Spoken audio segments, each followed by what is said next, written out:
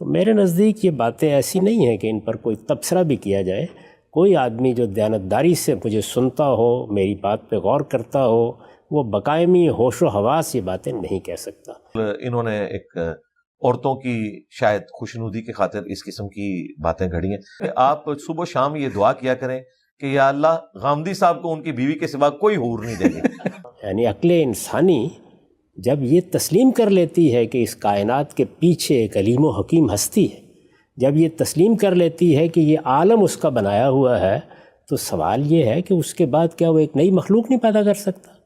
تو بس غامدی صاحب کے لیے جواب یہ ہے کہ اللہ تعالیٰ ان کو بس ان کی وائف ہی دے، اس کے علاوہ اگر کوئی حور ملی تو میں آپ کے ساتھ مل کے جنت میں پروٹیسٹ کروں.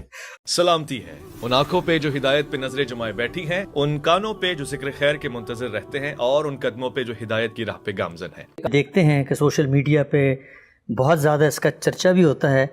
وہ جنت کی حور کے حوالے سے ایک رائج نقطہ نظر ہے جس کے بارے میں کہا جاتا ہے کہ امت کا ایک اجماعی فہم ہے، امت کا ایک اجماعی نقطہ نظر ہے جس سے آپ نے انحراف کیا ہے. بالکل ہی مختلف منفرد رائے دی ہے جو آپ سے پہلے کسی نے نہیں دی. کیا نقطہ نظر ہے میں مختصراً بتا دیتا ہوں کہ جنت کی حور ایک علیحدہ انڈیپینڈنٹ الگ مخلوق ہے جو جنت میں جانے والے مردوں کے لیے اللہ تعالیٰ تخلیق کریں گے. ان کا دنیا کی عورتوں سے کوئی تعلق نہیں ہے، جیسا کہ غامدی صاحب نے مختلف سوال و جواب اور بیانات میں بیان کیا تھا. غام صاحب آغاز کرتے ہیں. پہلا سوال جو میں آپ سے پوچھنا چاہتا ہوں وہ یہ ہے، عام طور پر یہ ایک بات مانی جاتی ہے کہ کوئی بھی ایسی رائے، کوئی بھی ایسا نظریہ جو امت میں موجود ہے، اگر وہ انسانی عقل، جدید دور کے تقاضے، یہ پڑھے لکھے انسانوں کو سمجھایا نہ جا سکے، بتایا نہ جا سکے، تو غامدی صاحب اس کی ایک تعویل کر دیتے ہیں، ایک نیا نقطہ نظر پیش کر دیتے ہیں. پہلا سوال، بنیادی سوال میں آپ سے پوچھنا چاہتا ہوں کہ حور کے اس پورے تصور پر کیا آپ کو عقلی طور پہ کوئی اشکال تھا کہ یہ کیسے ہوگا کہ ایک نئی مخلوق اللہ تعالیٰ قیامت کے دن بنا دیں؟ نہ ماں باپ ہیں، اس کو ہم کیسے ڈیفینڈ کریں گے جدید دور میں؟ یہ نیا نقطہ نظر آپ کے ہاں پیدا کیسے ہوا؟ کیا کوئی عقلی مغالطہ پیش نظر تھا؟ اس طرح کی چیزوں کو نظر انداز کر دینا چاہیے. یہ سوال اس سے پہلے بھی آپ بارہا پوچھ چکے ہیں، اور میں یہ عرض کر چکا ہوں کہ جو لوگ میرے بارے میں اس طرح کی باتیں کہتے ہیں وہ دیانتداری کے ساتھ اس بات پہ غور کریں کہ جو شخص جنت کو مانتا ہے، دوزخ کو مانتا ہے، جو جنات کو مانتا ہے، ملائکہ کو مانتا ہے، تو یہ سب چیزیں کیا موجودہ زمانے کے لوگوں کی عقل پر پوری اترتی ہیں؟ کیا ان کو قبول کرنے کے لیے تیار ہے؟ پیغمبروں کے معجزات کو اگر میں بیان کرتا ہوں اور میں نے اپنی تفسیر میں ان کی وضاحت کی ہے اور بارہا ان پر گفتگو کی ہے، تو کیا ان کو عقلی طور پر یہ لوگ قبول کرتے ہیں؟ میں نے تو یہ بتایا ہے کہ جب آپ اس کائنات کے خالق کو تسلیم کر لیتے ہیں تو پھر خالق جو اطلاع بھی ہمیں دے گا اس کو ماننا یہ خود عقل کا تقاضا ہے. یعنی عقل انسانی جب یہ تسلیم کر لیتی ہے کہ اس کائنات کے پیچھے ایک علیم و حکیم ہستی ہے، جب یہ تسلیم کر لیتی ہے کہ یہ عالم اس کا بنایا ہوا ہے، تو سوال یہ ہے کہ اس کے بعد کیا وہ ایک نئی مخلوق نہیں پیدا کر سکتا جس نے اس دنیا میں لاکھوں کروڑوں مخلوقات پیدا کر دیں، اور آپ ہر روز ایک نئی مخلوق کو دریافت کر کے ہمارے سامنے لا رہے ہوتے ہیں، اس کے بارے میں یہ گمان کروں گا؟ تو میرے نزدیک یہ باتیں ایسی نہیں ہیں کہ ان پر کوئی تبصرہ بھی کیا جائے. کوئی آدمی جو دیانتداری سے مجھے سنتا ہو، میری بات پہ غور کرتا ہو، وہ بقائمی ہوش و حواس یہ باتیں نہیں کہہ سکتا. تو اس لیے میرا خیال ہے کہ اس کو ایک طرف رکھیے اور اصل موضوع کو سمجھنے کی ہم صحیح کرتے ہیں. یہ جو موضوع ہے، یعنی جس کے بارے میں آپ نے مجھ سے یہ سوال کیا ہے، پہلے یہ دیکھنا چاہیے کہ ہمارے پاس اس موضوع کا ماخذ کیا ہے. ظاہر ہے کہ جب بھی ہم دین کے بارے میں کوئی گفتگو کریں گے تو پہلی چیز اللہ کی کتاب قرآن مجید ہے، اس کے بعد رسالت مآب صلی اللہ علیہ وسلم سے روایت ہونے والے ارشادات ہیں. اسی ترتیب سے چیزوں کو دیکھا جائے گا. یعنی یہ وہ موضوع ہے کہ جس میں سنت ثابتہ کا تو کوئی سوال نہیں ہے، اس لیے کہ یہ عملی نوعیت کی چیز نہیں ہے، یہ ایک علمی اطلاع ہے. جس طرح کہ جنت کے بارے میں ہمیں بہت سی اطلاعات قرآن سے ملتی ہیں اور ان کی بعض توضیحات، ان کی بعض تفصیلات ہم حدیث سے بھی جانتے ہیں.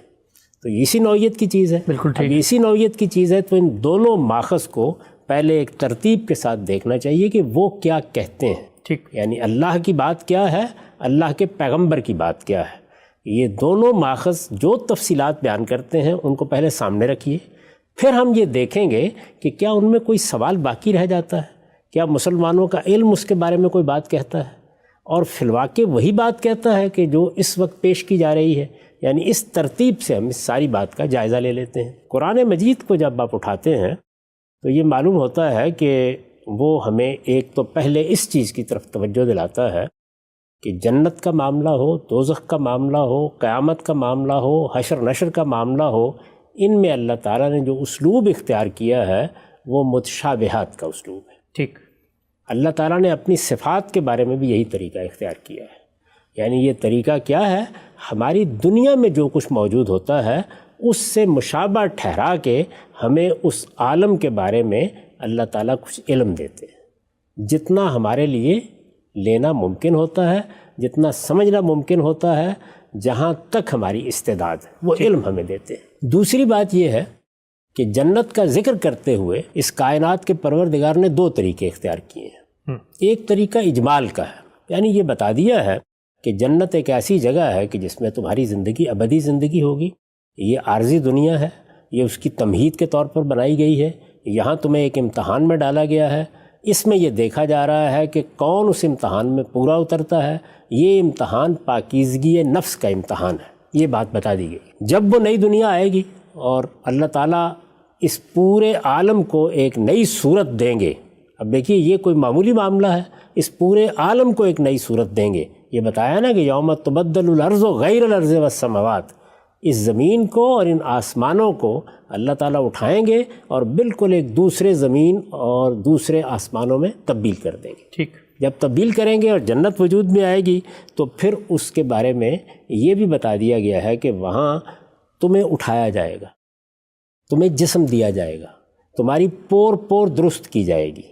پھر نعمتوں کا ذکر ہوتا ہے، تو نعمتوں کا ایک اجمالی ذکر ہے، یعنی وہ ایسی جگہ ہے کہ جس کے بارے میں تمہیں اگر بتایا جائے تو تم اس کا تصور نہیں کر سکتے ہو کہ اس میں تمہارے لیے آنکھوں کی کیا ٹھنڈک رکھی گئی ہے، اس میں تمہارے لیے کیا نعمتیں ہیں، لیکن اس کے ساتھ یہ تنبیہ کر دی جاتی ہے کہ یہ جو کچھ بتایا جا رہا ہے یہ بس اتنا ہی ہے کہ جس کو تم سمجھ سکتے ہو، اس کی حقیقت وہ اللہ تعالیٰ ہی جانتے ہیں۔ ٹھیک، یعنی ان تمام معاملات میں یہ اصولی بات بتا دی گئی ہے کہ لا یعلم تاویلہ الا اللہ، اللہ تعالیٰ ہی ان کی حقیقت سے واقف ہے، لیکن جو کچھ تم سمجھ سکتے ہو وہ یہ ہے، اس کو عربی زبان میں عربی مبین میں بیان کر دیا گیا ہے، اس کے معنی کو سمجھنے میں کوئی دقت نہیں ہے، البتہ اس کی حقیقت کو اللہ ہی کے سپرد کرنا چاہیے۔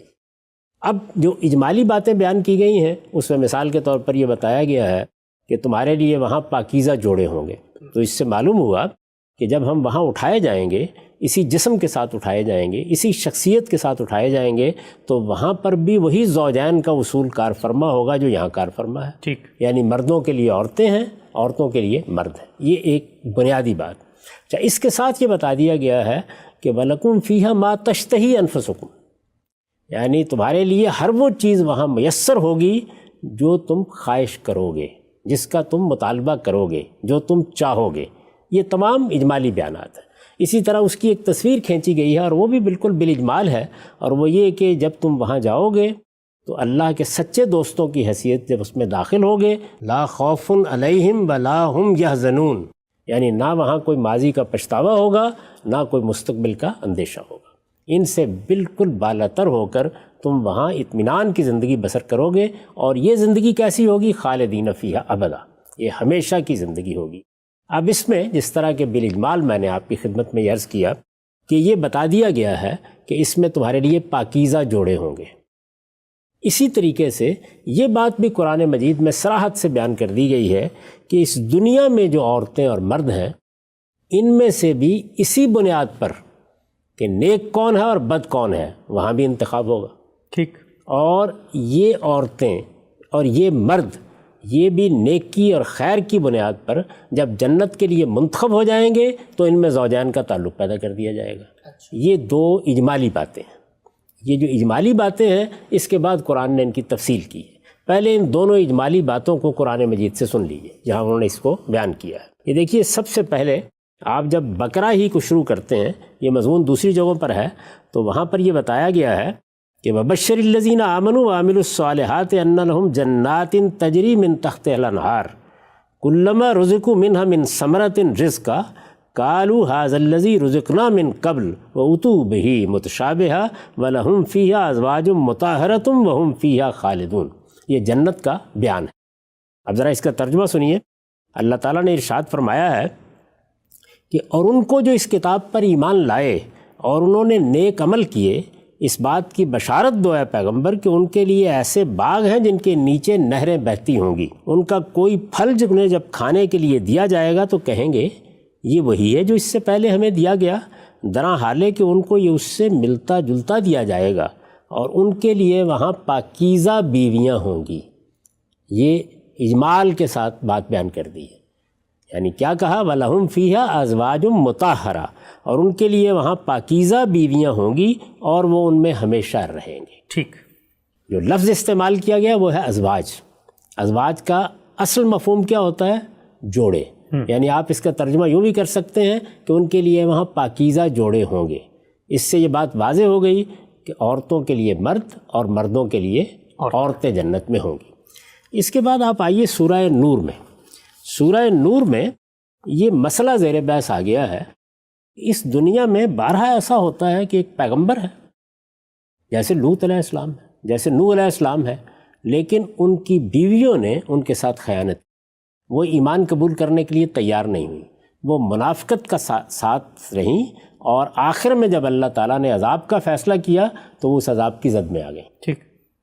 قرآن مجید کی اصطلاح میں چونکہ پاکیزگی بنیاد ہے تو ان کو خبیثات کہا جائے گا، اور پاکیزگی بنیاد ہے تو ان کے شوہروں کو طیبون طیبین کہا جائے گا. ٹھیک.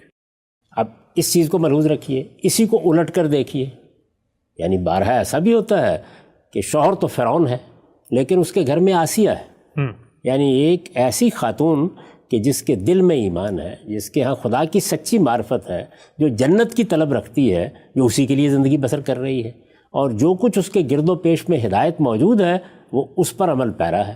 قرآن مجید نے بڑی تحسین کی ہے ان کی. تو یہ مسئلہ زیر بحث ہے کہ یہ معاملہ تو دنیا میں ایسے ہی ہوتا ہے. یعنی بارہا ہم دیکھتے ہیں کہ بڑے نیک لوگ ہیں، اللہ کے فرما بردار ہیں، نماز پڑھتے، روزہ رکھتے، اعلیٰ اخلاقی اصولوں کی پیروی کرتے ہیں، لیکن ان کی بیویاں اس سے بالکل برخلاف ہیں. اور یہ بھی ہوتا ہے کہ بیویاں نیک ہیں، دیانتدار ہیں، اللہ سے محبت کرنے والی ہیں، اخلاقی اصولوں کی پابندی کرنے والی ہیں، لیکن شوہر چور ہیں، شوہر ملاوٹ کرنے والے ہیں، شوہر رشوت لینے والے ہیں، وہ اللہ تعالیٰ کے مقابلے میں سرکشی اور سرتابی اختیار کرنے والے ہیں. یہ ساری تصویر ہوتی ہے. بالکل ہوتی ہے. اب قرآن مجید نے اس کا جواب دیتے ہوئے یہ بتایا ہے کہ یہاں تو یہ دنیا امتحان کے لیے بنائی گئی ہے، اس لیے یہی ہے، لیکن جس وقت تم قیامت میں اٹھو گے اور وہاں اللہ تعالیٰ نیکی کی بنیاد پر، خیر کی بنیاد پر جوڑے بنائیں گے تو وہ جوڑے کیسے بنیں گے؟ تو اس کو سورہ نور میں بیان کیا ہے. یہ سورہ نور کی آیت 26 ہے. ارشاد فرمایا ہے الخبیثات للخبیثین والخبیثون للخبیثات والطیبات للطیبین والطیبون للطیبات اولئک مبرؤون مما یقولون لہم مغفرۃ ورزق کریم. اس دن خبیث عورتیں خبیث مردوں کے لیے ہوں گی. یعنی اب گویا نئے جوڑے بنیں گے. خبیث عورتیں جو اس دنیا میں اللہ تعالیٰ کی ہدایت سے روگرداں رہیں، جنہوں نے اس کو قبول نہیں کیا، جنہوں نے عملی زندگی میں اس کو اختیار نہیں کیا. اسی طرح مردوں کو سمجھ لیجیے، اس دن خبیث عورتیں خبیث مردوں کے لیے ہوں گی اور خبیث مرد خبیث عورتوں کے لیے. اسی طرح پاکیزہ عورتیں پاکیزہ مردوں کے لیے ہوں گی اور پاکیزہ مرد پاکیزہ عورتوں کے لیے.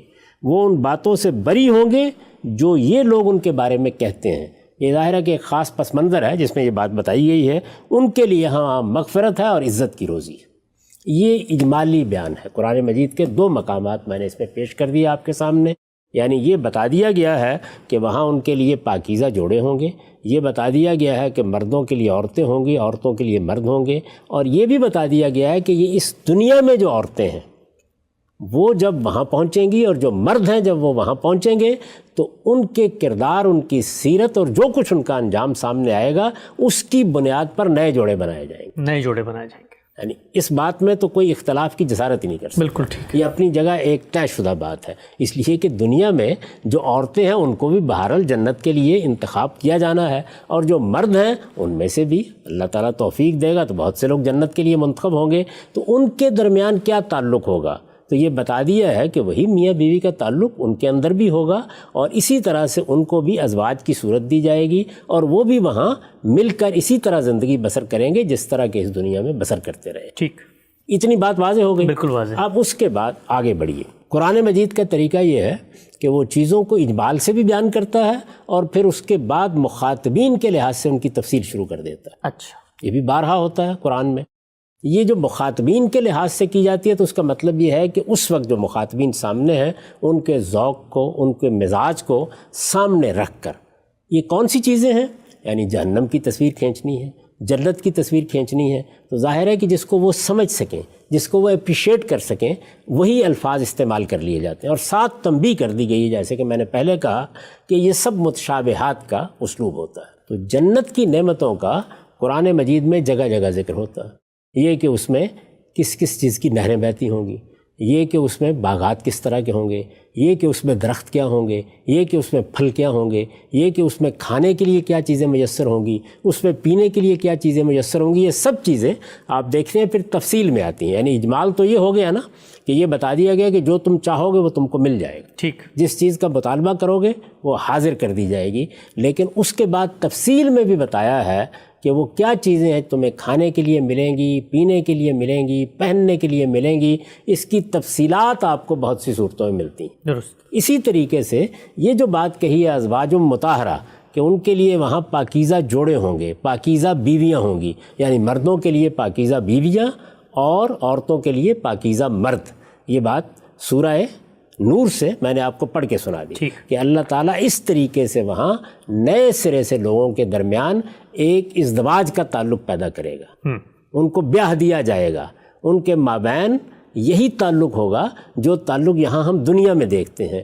ظاہر ہے کہ یہ تعلق ایک تمثیل ہے، وہاں اس کی صورت کیا ہوگی، اس میں کیا لذت ہوگی، اس کے اندر کیا تسکین ہوگی، وہ ایک الگ چیز ہے. یعنی وہ تو اصولی طور پر جب یہ بتا دیا گیا کہ جنت میں یہ نعمتیں کس طرح ملیں گی اور تمہاری آنکھوں کو کیا ٹھنڈک ملے گی، اس کا تم یہاں تصور نہیں کر سکتے. ٹھیک. اس تنبیہ کے ساتھ یہ اجمالی طور پر معلوم ہو گیا کہ دنیا کی عورتوں میں سے بھی وہاں انتخاب کیا جانا ہے، دنیا کے مردوں میں سے بھی جو لوگ منتخب ہو جائیں گے ان کے مابین زوجیت کا تعلق بھی ہوگا. یہ بات صراحت سے قرآن نے بیان کر دی. اب تفصیلات میں آئیے.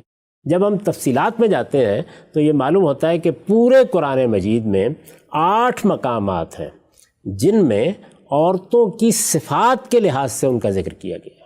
اچھا. یعنی ہم بھی اپنی زبان میں جب عورتوں کا ذکر کرتے ہیں تو بعض الفاظ بولتے ہیں جو اصل میں ان کے حسن کو، ان کے جمال کو، ان کی نزاکت کو، ان کی لطافت کو بیان کرتے ہیں. ہم کہتے ہیں گل بدن ہے، ہم کہتے ہیں گل اندام ہے، کہتے ہیں نا یہ بات، حسین ہے، جمیل ہے، بہت سے الفاظ بولتے ہیں. تو قرآن مجید نے بھی پھر ان عورتوں کے بارے میں بعض تعبیریں اختیار کی ہیں کہ وہ کیسی عورتیں ہوں گی. یعنی اللہ تعالیٰ جب جوڑے بنائے گا، کیونکہ عورت بہت بڑی نعمت ہے، عورت اللہ تعالیٰ کا کمال شاہکار ہے، دنیا کی نعمتوں میں اس سے بڑی کوئی نعمت نہیں ہو سکتی. اگر وہ حسن و جمال کے آخری درجے میں ہے اور سیرت و کردار کے اعتبار سے بھی آخری درجے میں ہے تو اس سے شاید بڑی کوئی چیز تصور نہیں کی جا سکتی جو انسان کو میسر کر دی جائے. تو یہ تصویریں بھی قرآن مجید نے پھر کھینچی ہیں. وہ تصویریں میں نے آپ سے عرض کیا کہ 8 مقامات پر کھینچی گئی ہیں. اچھا. پہلے تو وہ ساری تصویریں بالاجمال دیکھ لیجئے تو ان میں کیا کہا گیا ہے. ہم ایک ایک جگہ کو لیتے جاتے ہیں اور پھر دیکھتے ہیں. سب سے پہلے یہ دیکھیے، یہ سورہ صافات ہے. سورہ صافات میں قرآن مجید یہ بیان کر رہا ہے کہ وہاں پر کیا صورتحال ہو گئی، یعنی جس وقت تم وہاں جاؤ گے تو تمہیں اللہ تعالیٰ کیا نعمتیں دے گا. تو ذرا سنیے اس میں کیا فرمایا ہے. ارشاد فرمایا ہے کہ اولئک لہم رزق معلوم فواکہ وہم مکرمون فی جنات النعیم علی سرر متقابلین یطاف علیہم بکاس من معین بیضاء لذۃ للشاربین لا فیہا غول ولا ہم عنہا ینزفون وعندہم قاصرات الطرف عین کأنہن بیض مکنون. ترجمہ سن لیجئے اس کا. یہ لوگ ہیں کہ جن کے لیے معلوم روزی ہوگی، یعنی جنت والوں کا ذکر ہو رہا ہے. یہ لوگ ہیں کہ جن کے لیے معلوم روزی ہوگی، ہر طرح کے میوے، اور راحت کے باغوں میں وہ بڑی عزت سے ہوں گے، تختوں پر آمنے سامنے بیٹھے ہوں گے، ان کے لیے شراب ناب کے جام گردش میں ہوں گے، بالکل صاف شفاف، پینے والوں کے لیے لذت ہی لذت، نہ اس میں خمار ہوگا اور نہ اس سے ان کی عقل خراب ہوگی۔ ان کے پاس نیچی نگاہوں والی غزال چشم عورتیں ہوں گی، گویا کہ شتر مرغ کے چھپے ہوئے انڈے۔ ٹھیک، اب دیکھیے یہاں کیا کیا کہ صرف یہ نہیں بتایا کہ ان کے لیے پاکیزہ جوڑے ہوں گے، اس طرح کہ وہاں اجمال تھا، یہاں تفصیل کی۔ تفصیل کیا کی ہے؟ الفاظ استعمال کیے ہیں، وَعِندَهُمْ قَاصِرَاتُ الطَّرْفِ عِین کَأَنَّهُنَّ بَیضٌ مَکْنُون، یعنی تشبیہ بھی ہے، اس میں خاص تعبیریں بھی ہیں، ان کے حسن اور جمال کی طرف ایک نہایت خوبصورت اشارہ بھی ہے۔ تو فرمایا کہ ان کے پاس نیچی نگاہوں والی غزال چشم عورتیں ہوں گی۔ غزال چشم کے لیے عربی زبان کا لفظ این استعمال ہوا ہے، اسی طریقے سے نیچی نگاہوں والی کے لیے قاصرات الطرف استعمال ہوا ہے۔ یہ صفات ہیں، ایڈجیکٹیوز ہیں، ظاہر ہے کہ ان کا موصوف کیا ہے؟ عورتیں۔ تو یہ بیان کیا گیا کہ یہ ان خصائص کی، ان اوصاف کی حامل عورتیں ہوں گی جن کے ساتھ وہاں تمہارا جوڑا بنایا جائے گا۔ اچھا، یہ سورہ صافات تھی، ایک مقام ہوا۔ اس کے بعد آگے بڑھیے، اس کے بعد آگے یہ سورہ صاد ہے، اس میں بھی کم و بیش وہی اسلوب ہے، اور بات یہاں سے شروع ہوتی ہے کہ ھذا ذکر وَإِنَّ لِلْمُتَّقِينَ لَحُسْنَ مَآب جنات عدن مفتحت لهم الابواب متکئین فیہ یدون فیہ بفاکہۃ کثیرۃ وشراب وعندہم قاصرات الطرف اتراب ھذا ما توعدون لیوم الحساب۔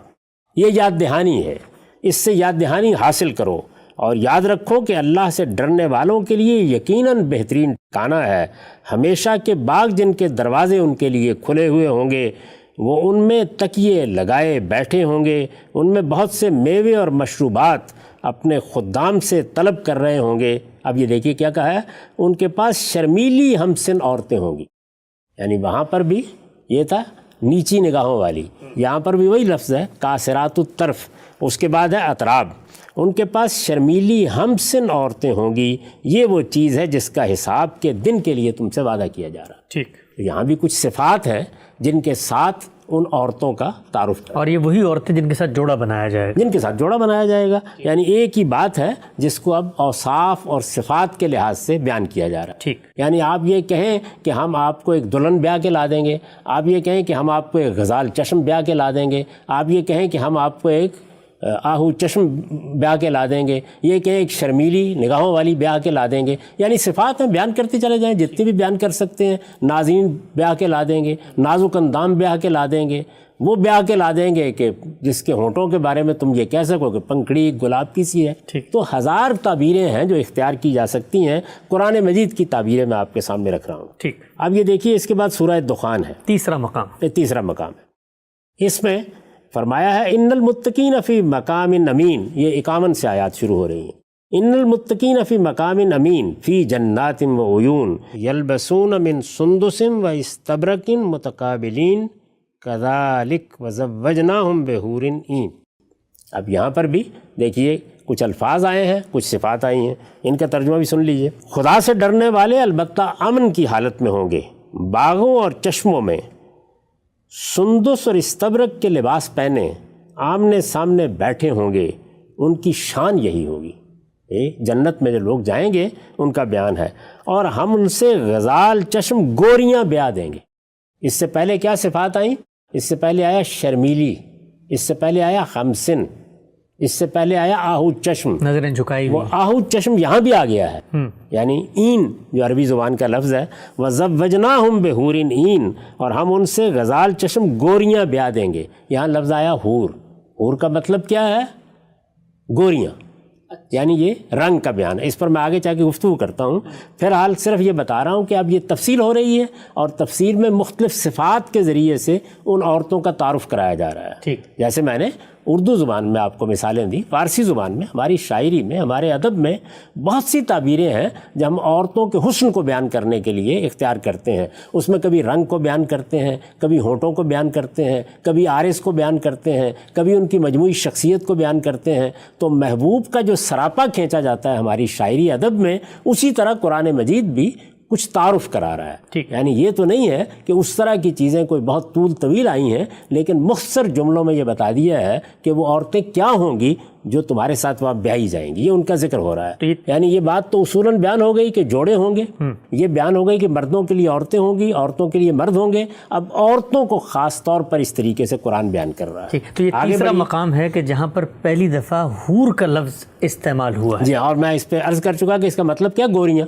ٹھیک. یعنی جس طرح این کا مطلب کیا ہے، آہو چشم. کاسرات الطرف کا مطلب کیا ہے، نیچی نگاہوں والیاں، شرمیلی. اسی طرح مختلف الفاظ آتے چلے جائیں گے. ایسا ہی ایک لفظ عربی زبان کا لفظ حور ہے. اب اس کے بعد سورہ طور آتی ہے. ٹھیک. سورہ طور میں اب یہ دیکھیے کیا کہا ہے، ان المتقین فی جنات و نعیم. یہ 17 آیت سے شروع ہو رہا ہے.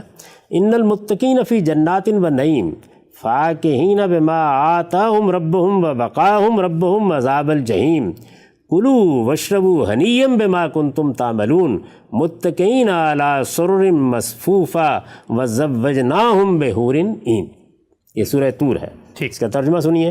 پرہیزگار البتہ باغوں اور نعمتوں میں ہوں گے، ان کے پروردگار نے جو کچھ انہیں بخشا ہے اس سے لطف لے رہے ہوں گے، اور اس سے بھی کہ ان کے پروردگار نے انہیں دوزخ کے عذاب سے بچا لیا. اب کھاؤ اور پیو مزے سے اپنے ان اعمال کے صلے میں جو تم کرتے رہے ہو. وہ برابر بچھے ہوئے تختوں پر تکیے لگائے بیٹھے ہوں گے، اور آہو چشم گوریاں ہم نے ان سے بیاہ دی ہوں گی. ٹھیک. تو یہاں پر بھی وہی صفات آ گئیں. یعنی ایک لفظ آیا حور، دوسرا آیا این. این کا مطلب کیا ہے، آہو چشم، غزال چشم. اور حور کا مطلب کیا ہے، گوریاں. آہو چشم کا کیا مطلب؟ وزوجناہم بحور عین، یعنی جس کی آنکھیں گویا ہرن کی طرح ہیں. اچھا. یہ وہ تشبیہ ہے جو ہماری اردو میں بھی ہے، ہماری فارسی میں بھی ہے، اور عام طور پر آنکھ کو اس سے تشبیہ دی جاتی ہے. آنکھ کی خوبصورتی کو اس طرح بیان کیا جاتا ہے. تو زوجناہم بحور عین. تو یہاں کیا کہا، اور آہو چشم گوریاں ہم نے ان سے بیاہ دی ہوں گی. یہ سورہ طور تھی. طور کے بعد ہم رحمان میں آتے ہیں. رحمان میں 2 جگہ پر بیان کیا گیا ہے، اور اس کی ابتدا کہاں سے ہوتی ہے، اس کی ابتدا ہوتی ہے آیت 46 سے. یعنی پہلے اللہ تعالیٰ نے تمہید کے کچھ مباحث ہیں ان کو بیان کیا ہے، پھر یہ بتایا ہے کہ وہ لوگ جو پروردگار سے ڈرنے والے ہیں ان کے لیے کیا صلہ ہے. تو وہاں سے یہ بیان شروع ہوتا ہے. ارشاد فرمایا وَلِمَنْ خَافَ مَقَامَ رَبِّهِ جَنَّتَانِ فَبِأَيِّ آلَاءِ رَبِّكُمَا تُكَذِّبَانِ ذَوَاتَا أَفْنَانٍ فَبِأَيِّ آلَاءِ رَبِّكُمَا تُكَذِّبَانِ فِيهِمَا عَيْنَانِ تَجْرِيَانِ فَبِأَيِّ آلَاءِ رَبِّكُمَا تُكَذِّبَانِ فِيهِمَا مِنْ كُلِّ فَاكِهَةٍ زَوْجَانِ فَبِأَيِّ آلَاءِ رَبِّكُمَا تُكَذِّبَانِ مُتَّكِئِينَ عَلَى فُرُشٍ بَطَائِنُهَا مِنْ اسْتَبْرَقٍ وَجَنَى الْجَنَّتَيْنِ دَانٍ فَبِأَيِّ آلَاءِ رَبِّكُمَا تُكَذِّبَانِ فِيهِنَّ قَاصِرَاتُ الطَّرْفِ لَمْ يَطْمِثْهُنَّ إِنسٌ قَبْلَهُمْ وَلَا جَانٌ فَبِأَيِّ آلَاءِ رَبِّكُمَا تُكَذِّبَانِ كَأَنَّهُنَّ الْيَاقُوتُ وَالْمَرْجَانُ فَبِأَيِّ آلَاءِ رَبِّكُمَا تُكَذِّبَانِ. یہ پہلا حصہ ہے اس سورہ میں جہاں یہ بیان کیا گیا ہے کہ وہاں کیا ملے گا. تو ارشاد فرمایا ہے اور جو اپنے پروردگار کے حضور میں پیشی سے ڈرتے رہے ان کے لیے 2 باغ ہیں. پھر اے جن و انس تم اپنے رب کی کن کن شانوں کو جھٹلاؤ گے، بہت سی شاخوں والے. پھر تم اپنے رب کی کن کن شانوں کو جھٹلاؤ گے، دونوں میں 2 چشمے بہتے ہوئے. پھر تم اپنے رب کی کن کن شانوں کو جھٹلاؤ گے، ان میں ہر میوے کی الگ الگ قسمیں. پھر تم اپنے رب کی کن کن شانوں کو جھٹلاؤ گے، وہ ایسے فرشوں پر بیٹھے ہوں گے تکیے لگائے ہوئے جن کے استر دبیز ریشم کے ہوں گے، اور دونوں باغوں کے پھل جھکے پڑ رہے ہوں گے. پھر تم اپنے رب کی کن کن شانوں کو جھٹلاؤ گے، ان میں شرمیلی نگاہوں والیاں ہوں گی. یعنی یہاں پر بھی وہ کیا لفظ ہے، فیہن قاصرات الطرف. ٹھیک. یہ دیکھیے یہ لفظ 10 جگہوں پر استعمال کیا جا سکتا ہے، لیکن قرآن مجید نے اسی کا انتخاب کیا ہے، اور جن جگہوں کو ہم پیش کر رہے ہیں وہاں اس کو دہرایا ہے، جگہ جگہ دہرایا ہے. ان میں شرمیلی نگاہوں والیاں ہوں گی جنہیں ان سے پہلے کسی انسان یا جن نے ہاتھ نہیں لگایا ہوگا. پھر تم اپنے رب کی کن کن شانوں کو جھٹلاؤ گے، ایسی خوبصورت جیسے یاقوت اور مونگے ہوں. پھر تم اپنے رب کی کن کن شانوں کو جھٹلاؤ گے. یہ اس سورہ میں پہلا بیان ہے. اس کے بعد دوسرا بیان سنیے. دوسرا بیان کیا ہے، اور ان کے سوا 2 باغ اور بھی ہیں. یعنی یہ 2 باغ تھے اور ان کے سوا 2 باغ اور بھی ہیں. پھر اے جن و انس تم اپنے رب کی کن کن شانوں کو جھٹلاؤ گے. اس کی ابتدا یہاں سے ہوتی ہے وَمِن دُونِهِمَا جَنَّتَانِ فبأي آلاء ربكما تكذبان مدحامتان فبأي آلاء ربكما تكذبان فيهما عينان نضاختان فبأي آلاء ربكما تكذبان فيهما فاكهة ونخل ورمان فبأي آلاء ربكما تكذبان فيهن خيرات حسان فبأي آلاء ربكما تكذبان حور مقصورات في الخيام فبأي آلاء ربكما تكذبان لم يطمثهن انس قبلهم ولا جان. یہاں دیکھیے پھر حور کا لفظ آیا ہے.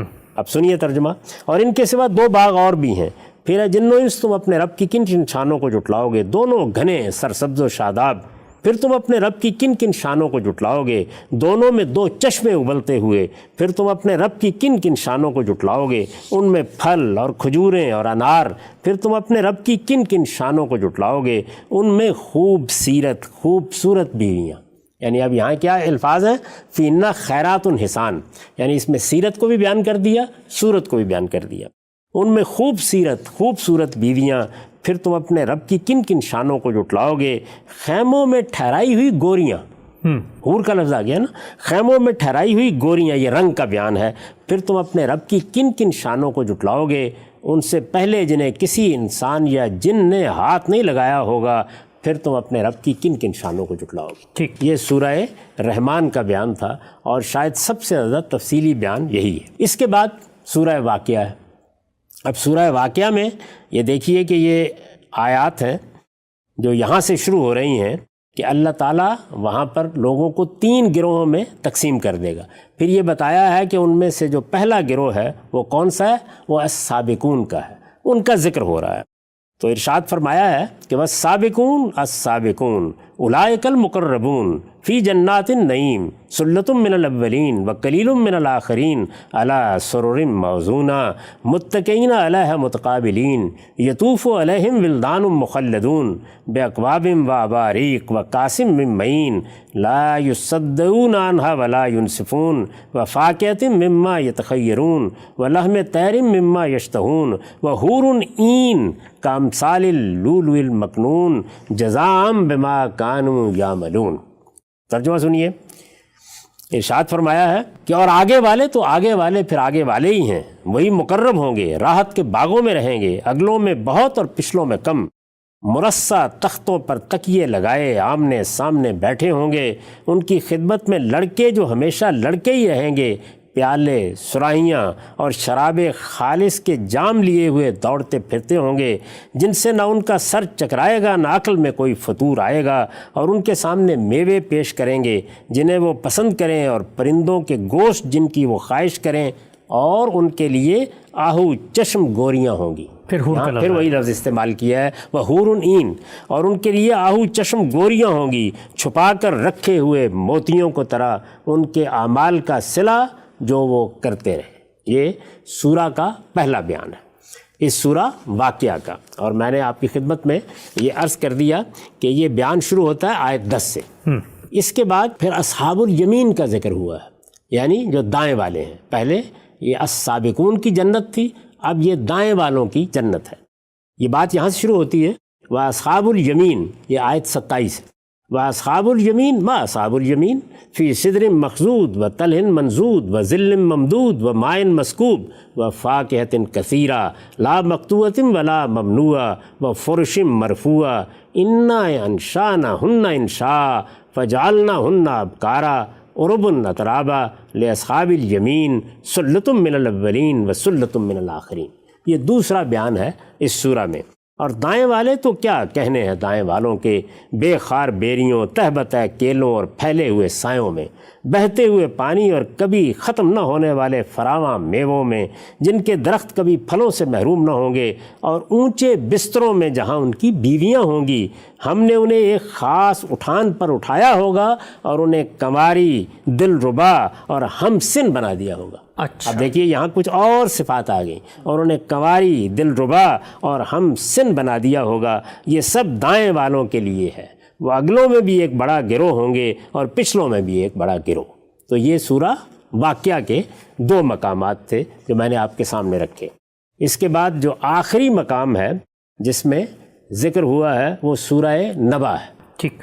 سورہ نبا میں فرمایا ہے یہ آیت 31 ہے. ان للمتقین مفازا حدائق وانابا وقوائب اترابا وکاسا دہاقا لا یسمعون فیہا لغوا ولا کذابا جزاء من ربک عطاء حسابا. خدا سے ڈرنے والوں کے لیے البتہ اس دن بڑی فیروز مندی ہے، رہنے کے لیے باغ اور کھانے کے لیے انگور اور دل بہلانے کے لیے اٹھتی جوانیوں والی ہمسنیں. یہ دیکھیے یہاں کچھ اور صفات آ گئی ہیں. اور دل بہلانے کے لیے اٹھتی جوانیوں والی ہمسنیں اور ان کی صحبت میں پینے کے لیے چھلکتے جام. وہاں وہ کوئی بیہودہ بات اور کوئی بہتان نہ سنیں گے. یہ تیرے پروردگار کی طرف سے بدلہ ہوگا، اس کی عنایت بالکل ان کے عمل کے حساب سے. ٹھیک. تو یہ دیکھا آپ نے کہ یہاں پر کتنی صفات عورتوں کی آئی ہیں. مثال کے طور پر قوائب، مثال کے طور پر اطراب، مثال کے طور پر کاسرات الطرف، مثال کے طور پر این. اسی طرح ایک لفظ آیا ہے حور. ان میں سے ہر ایک کے معنی آپ نے سن لیے. ٹھیک. تو میں یہ عرض کر رہا ہوں کہ یہ قرآن مجید کے 8 مقامات ہیں. انہی مقامات پر جنت کی عورتوں کا ذکر ہوا ہے. ہمارے ہاں تو عام طور پر ویسے لوگ پروپیگنڈا بھی کرتے ہیں کہ قرآن مجید میں جگہ جگہ یہ ذکر ہوا ہے. 8 مقامات ہیں پورے قرآن میں. اچھا. اور ان میں سے 4 مقامات ہیں جن میں ان عورتوں کے اوصاف بیان کرتے ہوئے، یعنی بہت سے اوصاف میں نے آپ کو بتایا نا، وہ عربی زبان کے بہت سے خوبصورت الفاظ میں بیان کیے گئے ہیں. 4 مقامات ہیں، کل 8 مقامات ہیں، ان میں سے 4 مقامات ہیں جن میں عورتوں کی صفات بیان کرتے ہوئے لفظ حور استعمال ہوا. اچھا. اب یہ لفظ حور جس کے بارے میں نے عرض کیا، ہمارے ہاں یہ خیال پیدا ہو گیا لوگوں میں کہ یہ غالباً کسی مخلوق کا نام ہے. اور اس کی وجہ بھی یہ ہوئی کہ یہ لفظ چونکہ اپنے صوتی آہنگ کے لحاظ سے خوبصورت بھی تھا اور ایک بہت ہی مختصر لفظ بھی ہے، تو یہ رائج ہونا شروع ہو گیا فارسی زبان میں بھی، ہمارے ادب میں بھی. حوریان بہشت کی تعبیر ہو گئی، خود ہم نے اس کو اختیار کر لیا. اس کے معنی کی طرف لوگوں کی توجہ نہیں رہی. درا حالے کہ جس طریقے سے باقی الفاظ آئے ہیں یہ بھی اسی طرح کے ایک عربی زبان کا لفظ ہے. اچھا. اور ایک ایڈجیکٹو ہے، صفت کے طور پر آیا ہے. یعنی اگر عورت کو آہو چشم کہنا ہے تو اس کے لیے ظاہر ہے کہ این کا لفظ استعمال کیا گیا ہے. شرمیلی نگاہ والی کہنا ہے تو کاسرات الطرف کا لفظ استعمال کیا گیا ہے.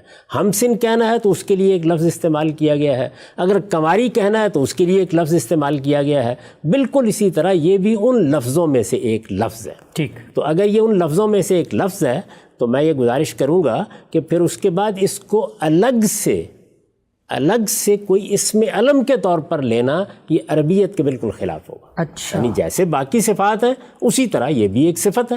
یعنی عورتوں کی صفات میں سے ایک صفت. اگر میں نے ایک جگہ گل بدن کا لفظ استعمال کیا ہے، دوسری جگہ گل اندام کا لفظ استعمال کیا ہے، تیسری جگہ نازنین کا لفظ استعمال کیا ہے، تو یہ جتنے الفاظ میں استعمال کر رہا ہوں یہ سب کے سب کیا ہیں؟ عورتوں کی خوبصورتی کو بیان کرنے کے لیے ان کی صفات. ٹھیک. سیرت کو بیان کرنے کے لیے بھی آپ نے دیکھا کہ خیرات کا لفظ استعمال ہوا. یعنی ان کی سیرت بھی بہت غیر معمولی ہوگی. یہ جو لفظ حور ہے کیونکہ یہی مسئلہ بن گیا ہے تو آپ یہ دیکھ لیجئے کہ اس لفظ کے بارے میں اہل علم کیا کہتے ہیں. یہ میں آپ کے سامنے مولانا سید ابو اللہ صاحب مودودی کا ایک نوٹ رکھ دیتا ہوں. انہوں نے یہ نوٹ سورہ دخان کی تفسیر میں لکھا ہے. ٹھیک. وہاں اوپر لفظ کیا آیا ہے آیت 54 میں وَزَوَّجْنَاهُمْ بِحُورٍ عِین، یعنی ہم نے ان کو گوری گوری آہو چشم عورتوں سے بیاہ دیا ہوگا. وہ لکھتے ہیں اصل الفاظ ہیں حور عین. یہ دیکھیے اس کی وضاحت کر رہے ہیں، یہ بتا رہے ہیں کہ ان الفاظ کے معنی کیا ہیں. اصل الفاظ ہیں حور عین. حور جمع ہے حورا کی. یعنی عربی زبان میں جس طریقے سے مختلف صفات ایڈجیکٹیوز استعمال ہوتے ہیں اسی طرح حور جمع ہے حورا کی. اور حورا عربی زبان میں گوری عورت کو کہتے ہیں. اچھا. یعنی جس طرح سے آہو چشم عورت ہے، جس طریقے سے کاسرات الطرف عورت ہے، اسی طرح سے اگر کسی عورت کے رنگ کی خوبصورتی بیان کرنی ہو تو اس کو کیا کہیں گے؟ حورا. اور حورا عربی زبان میں گوری عورت کے کہتے ہیں. اس کے بعد دوسرا لفظ قرآن کیا استعمال کرتا ہے؟ این. وہ کہتے ہیں اور این جمع ہے عینا کی. یعنی بالکل ایک ہی طرح کے الفاظ ہیں. اور یہ لفظ بڑی بڑی آنکھوں والی عورت کے لیے بولا جاتا ہے. تو اب یہ معلوم ہو گیا کہ یہ دونوں الفاظ کوئی اسم علم نہیں ہے. ان میں سے حور بھی تنہا کوئی اسم علم نہیں. یعنی یوں نہیں ہے کہ جیسے جن ایک مخلوق ہے اس کا نام جن ہے، ملائکہ ایک مخلوق ہے اس کا نام ملائکہ یا ملک ہے، بلکہ عورتیں ہیں جن کی صفات بیان کرنے کے لیے، جن کی خوبصورتی بیان کرنے کے لیے، جن کی سیرت کو بیان کرنے کے لیے کہیں خیرات کا لفظ آیا ہے، کہیں این کا لفظ آیا ہے، کہیں قاصرات الطرف کا لفظ آیا ہے، کہیں حور کا لفظ آیا ہے۔ ٹھیک، تو 4 مقامات پر یہ لفظ آیا ہے۔ اب آپ یہ فرمائیں گے کہ ہمارے ہاں تو ترجمہ کرنے والے بھی عام طور پر حوری کا لفظ لکھ دیتے ہیں۔ جی ہاں، تو یہ روایت بھی بہت بعد میں قائم ہوئی ہے۔ اچھا، یعنی جب ایک لفظ اردو زبان میں آ گیا، لوگوں نے اس کو بولنا شروع کر دیا، شاعروں نے اس پر شعر کہنے شروع کر دیے جس میں لاکھوں برس کی حوریں ہوں، ایسی جنت کو کیا کرے کوئی۔ تو یہاں اگرچہ الفاظ تو قرآن میں اور بھی استعمال ہوئے تھے، لیکن یہ لفظ ہماری زبان کا حصہ بن گیا۔ ٹھیک، اب جنت کی عورت کے لیے حور کا لفظ ہم نے اختیار کر لیا، حور یعنی بہشت کی تعبیر اختیار کر لی۔ یہ فارسی میں بھی آ گئی، یہ ہماری زبان میں بھی آ گئی۔ جب یہ ہماری زبان میں آ گئی تو اب ہمارا ترجمہ کرنے والے لوگ اپنی بات لوگوں تک پہنچانے کے لیے جب ایک لفظ ہماری زبان میں ایک خاص پس منظر سے آ گیا تو اسی کو استعمال کر دیتے ہیں۔ ٹھیک، لیکن آپ کو میں تھوڑا پیچھے لے جاؤں گا۔ قرآن مجید کے اولین مترجمین میں سب سے بڑی شخصیت شاہ عبد القادر کی، امام الہند شاہ ولی اللہ کے صاحبزادے۔ ٹھیک، ان کا ترجمہ قرآن کلاسیک کی حیثیت رکھتا ہے۔ وہ ترجمہ قرآن موزی القرآن کے نام سے شائع شدہ موجود ہے۔ آپ کو معلوم ہے کہ باقی مترجمین بالعموم انہی کے ترجمے کو نئی صورت دیتے رہتے ہیں۔ یعنی جس طرح کہ کوئی چیز بنیاد ہوتی ہے تو شاہ صاحب کا ترجمہ اردو تراجم میں ایک کلاسیکی چیز ہے، اور اولین بھی ہے۔ اولین ترجموں میں سے ہے۔ یعنی ہو سکتا ہے کہ کوئی ایک آدھ ترجمہ اور بھی لوگ نکالنا ہے، لیکن یہ حقیقت ہے کہ اردو زبان میں جس کو اولین ترجمہ مانا جاتا ہے عام طور پر وہ شاہ صاحب ہی کا ترجمہ ہے، اور شاہ صاحب کے ترجمے ہی کو سامنے رکھ کر دیوبند کے علماء میں تراجم کیے ہیں اور بہت سے اہل علم نے تراجم کیے ہیں، اور میں آپ سے عرض کر رہا ہوں کہ اس میں کوئی شبہ ہی نہیں ہے کہ وہی بنیادی ترجمہ ہے جس کو سامنے رکھنا ناگزیر ہو جاتا ہے۔ اور شاہ صاحب کا ملکہ عبور دسترس بھی عربی زبان کی۔ اس میں کیا شبہ ہے جی، وہ ایک جلیل القدر عالم ہے اور وہ شاہ ولی اللہ کے گھرانے سے ہیں، اور قرآن مجید کا انہوں نے ترجمہ کیا ہے، مختصر تفسیر لکھی ہے موزی القرآن کے نام سے، جلیل القدر عالم ہے۔